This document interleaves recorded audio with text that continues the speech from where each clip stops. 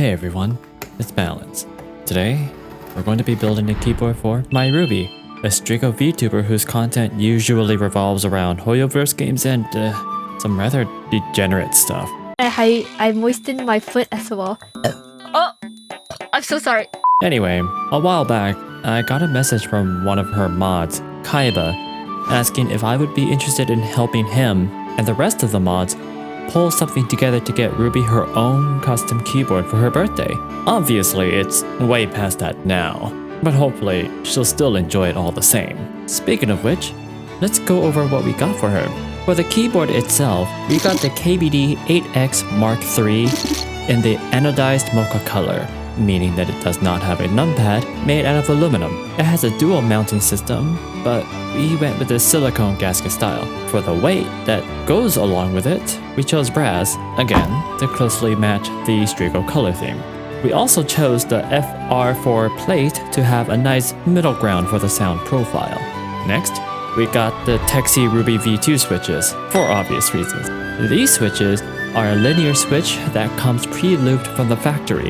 It has a polycarbonate housing with a, how do you pronounce this? UHMWPE stem, and it requires 55 grams of force to actuate. This was actually a bit of a concern, as Kaiba mentioned Rubee wanted a keyboard that was a little easier to type on. While 55 grams is not heavy per se, we figured that we could do better. Thankfully, I had some old Keychron red linear switches I didn't throw out, and those switches only require 45 grams of force to actuate. While I was lubing the switch, even though it was already pre-lubed, I had also switched out the springs during that process. Speaking of which, the lube that I used for the switches were, your usual Crytox 205G0. For anyone that's lubed switches, you are already aware that it is an extremely lengthy process, but it was seriously so well worth it. And now with the springs swapped, the switches were ready. The keycaps were surprisingly a bit of a struggle to decide, but we ultimately decided to go with a custom option using Goblin Tech keys. Kaiba did all of the designing himself, with the color layout and the legends and everything. He seriously did a great job capturing all the colors that make up most of Rubee's overall look. Arguably, the most important part though was the custom escape keycap. We wanted this one to be special. There was a merchant in Etsy Kaiba found named Phasebite who was offering custom engraved metal keycaps. As long as we provided an image, they would engrave it into the keycap. Of course, it was a no-brainer as to what we decided to use. The Wormie! What surprised us though was that the keyboard didn't come with stabilizers. I was already so used to a lot of the keyboards I had purchased previously providing stabilizers with the PCB that it hadn't occurred to me that we would need to get our own. Kaiba managed to find one through Canon Keys, and we got the 1.2 TX stabilizers. I don't really know much about stabilizers, honestly, but it worked out fine for what we needed it for. The last piece we needed was just to get the USB cord itself. So, we got a really nice light coiled USB cable for Rubee. There weren't a lot of color options, so we went with what worked best with Rubee's colors. Building the keyboard proved to be a bit of an interesting challenge for myself.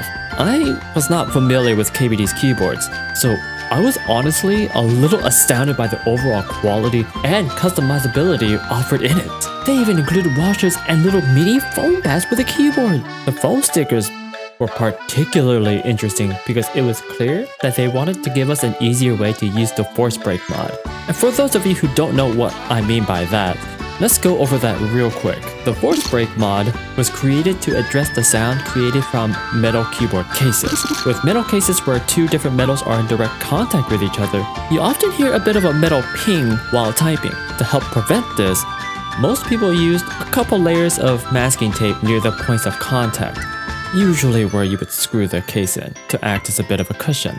The tape we got from KBD worked magnificently, but there were some of them that were a little confusing, so I honestly just sort of winged it. Still worked just fine though. While approaching the final stages of building the keyboard, I found some of the keys that used the stabilizers were feeling a little mushy. Was it the stabilizers? Did I not put enough lube in them? They were a little stiff, but that should actually work better to minimize the stabilizer rattling, right? So what was the issue?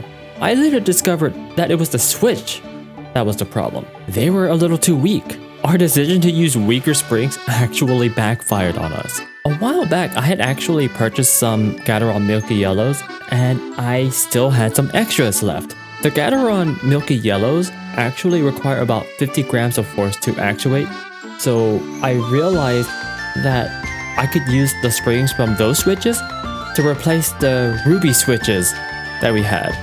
So it was perfect. It worked out great. So after I swapped out the springs from the Gateron Milky Yellows into the Rubee Reds, I put them in the spot where it would be used with the stabilizers, and it worked perfectly. Anyway, that's enough of my voice. How about we do a sound test?